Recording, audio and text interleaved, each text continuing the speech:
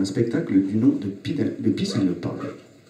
Alors, c'est un spectacle sur les risques auditifs et leur prévention, développé à travers l'histoire des musiques amplifiées de la fin du 19e siècle à nos jours.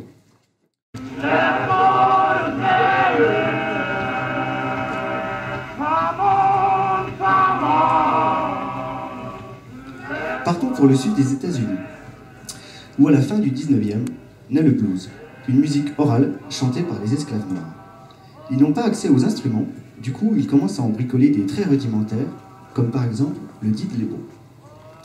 Bow, ça veut dire arc en anglais, on comprend vite pourquoi. Ça ressemble à un arc, on a une simple corde tendue, on a une petite caisse de résonance, et en frottant ou en pinçant la corde, on pouvait faire de la musique avec. Ou encore le jug. Donc voilà, une bouteille en verre, très simple, je pense que vous avez déjà tous soufflé dans une bouteille, on pouvait mettre des sons avec, faire de la musique. De nombreuses améliorations auront lieu sur les micros, les amplis, la radio. Ces améliorations, elles seront appliquées aux techniques d'amplification de la musique et des instruments. Et c'est dans les années 40 que va être inventé le disque vinyle, le disque en matière vinyle tel qu'on le connaît aujourd'hui. Alors c'est l'armée américaine qui a inventé ça, ça s'appelle le V-disque pour Victory Disc. Donc c'était destiné aux militaires, c'était que pour l'armée, c'était pour soutenir le moral des troupes en Europe. Donc c'était des musiques simples pour s'amuser, pour danser. On se rend compte qu'il y a une petite similarité d'un point de vue pochette d'album, tous les deux ont la bouche ouverte. Le son, c'est une onde en fait qui se propage dans l'air, un petit peu à la manière d'une vague sur l'eau, et qui vient faire vibrer le tympan de votre oreille, qui vous permet d'entendre. Il faut savoir que le son se propage à la vitesse de 333 mètres par seconde, et se définit donc en 3 caractéristiques. Tout d'abord sa hauteur, ensuite son volume, et enfin son timbre. Thomas va nous jouer une note au clavier. Très beau, très belle note. La même. Merci. Jouer à la basse au même volume. À la fin des 2 extraits, vous allez essayer de me deviner les compositeurs. Tout de suite le premier.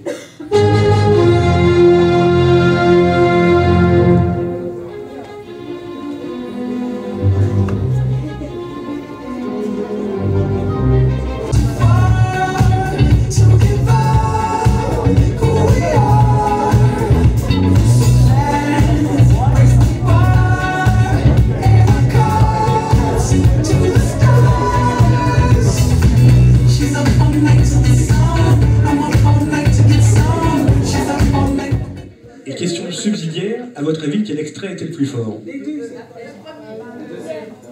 en a qui ont déjà vu le spectacle. Il y en a qui ont déjà vu le spectacle. En fait, il faut savoir que les 2 extraits étaient au même volume sonore. Le rock, le jazz, le rhythm and blues, le swing, toutes ces musiques se répandent dans le monde entier. Comme par exemple en Angleterre, avec des groupes comme les Rolling Stones ou encore les Beatles. On va se faire un petit aparté sur les Beatles en écoutant le magnifique Come Together.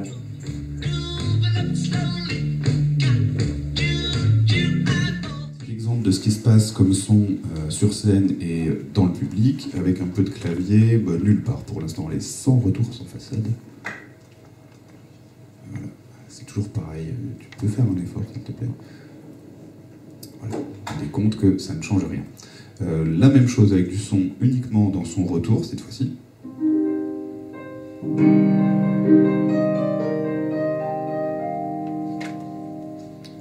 Avec une interprétation libre. D'un thème peut-être qu'on pourra mieux reconnaître quand on aura ouvert la façade, parce que là on entend quelque chose, mais le volume est vraiment adapté aux musiciens et pas au public. La même chose dans la façade.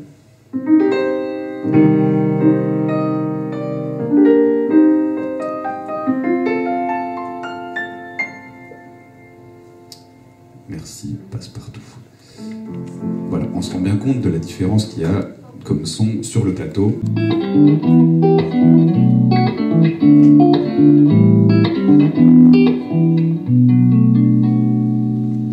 Maintenant avec un son saturé, avec une distorsion, assez utilisée pour le rock fort.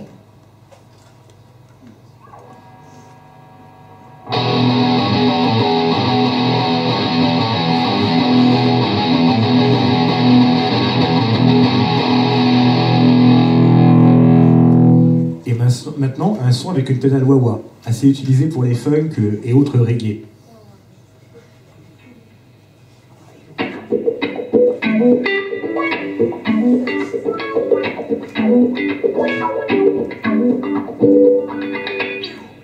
Bravo.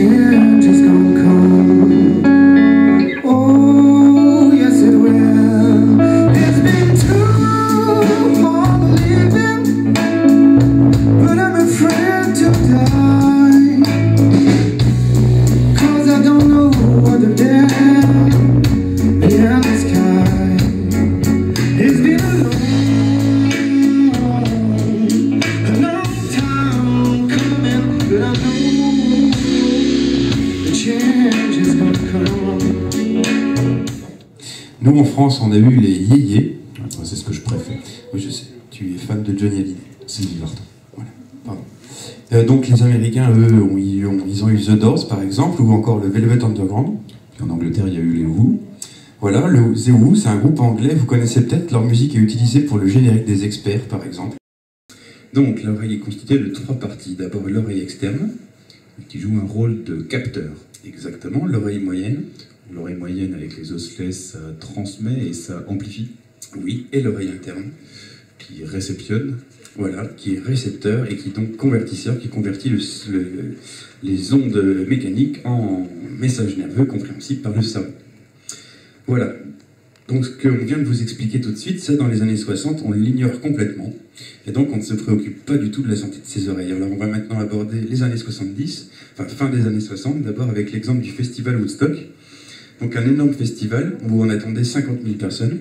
Sont arrivées 500 000 personnes et 500 000 autres étaient pris dans les embouteillages. Voilà une autre photo vue du dessus. Il paraît qu'il y avait du monde.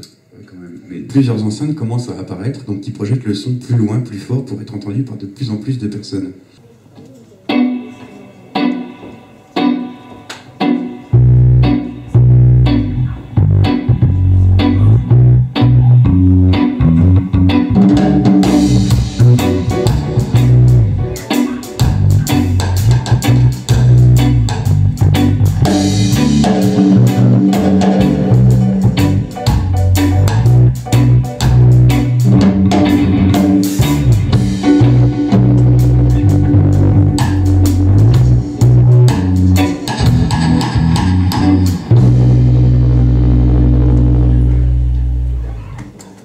Voilà pour le petit exemple.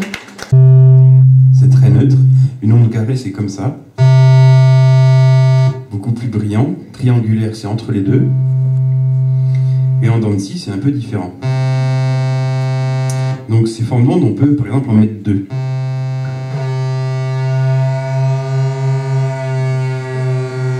Donc là, il y en a 2 et je bouge la hauteur d'une des 2. C'est pour ça que ça tremblote. Donc on peut changer la hauteur, donc la fréquence et donc les notes.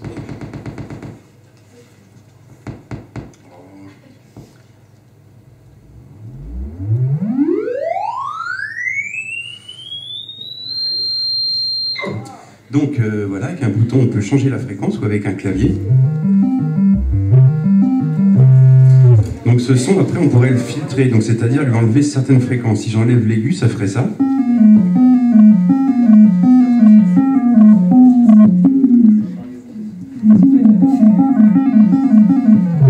Voilà, ou alors on pourrait traiter son comportement dans le temps. Par exemple, le début du son, c'est ce qu'on appelle l'attaque.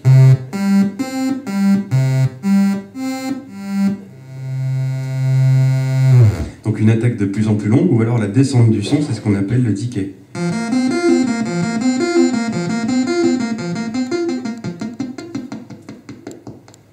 Surexposition à la musique trop forte ou à des sons trop forts entraîne automatiquement une perte de l'audition. Et jusqu'à présent, il n'y a aucun moyen permettant de récupérer une audition parfaite. Actuellement, j'entends siffler dans l'oreille gauche constamment sur plusieurs tonalités.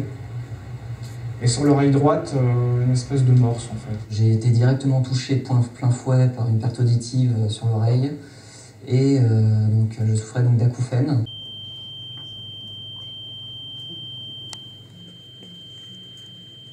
Et d'hyperacousie. Donc l'hyperacousie, c'est le fait d'entendre agressif, et le fait de ne plus pouvoir supporter un certain niveau de bruit.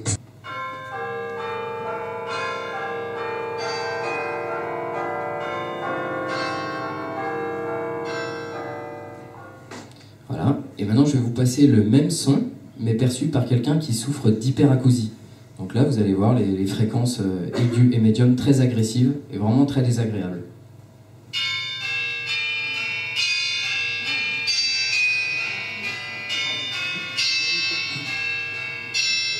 Prolongé avec le volume à fond du lecteur MP3 par exemple, ça peut engendrer ce genre de soucis. Les concerts, les sorties en boîte de nuit, un pétard projeté, une claque dans l'oreille, voilà, si vous avez des amis pas très malins, ou un avion à réaction. Voilà, je vous déconseille fortement de vous tenir à côté d'un avion à réaction. Donc la prévention et la vigilance sont donc les seuls traitements efficaces. Je suis sorti en boîte de nuit hier.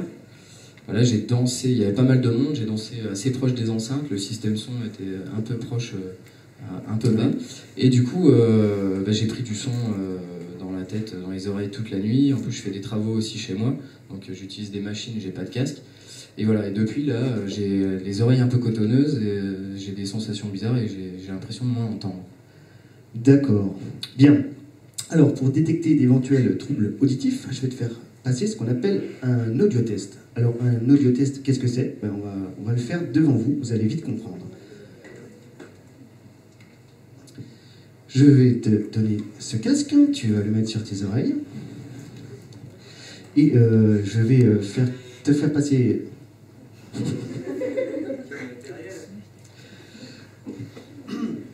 Donc, je vais te faire passer des sons, du plus grave au plus aigu, et à chaque fois que tu vas entendre un son, tu vas lever la main.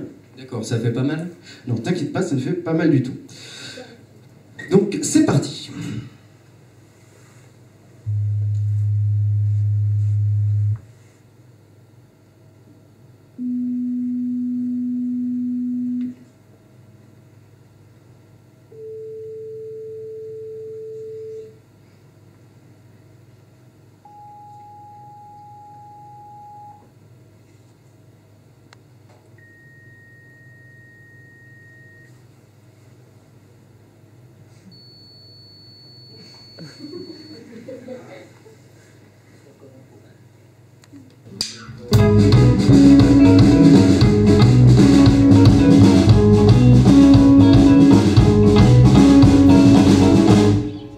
Et voilà, et donc le deuxième va correspondre à la courbe rouge.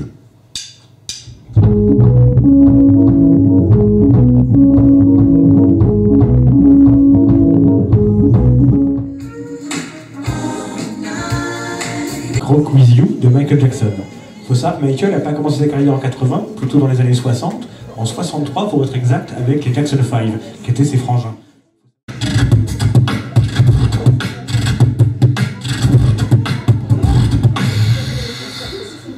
Bravo.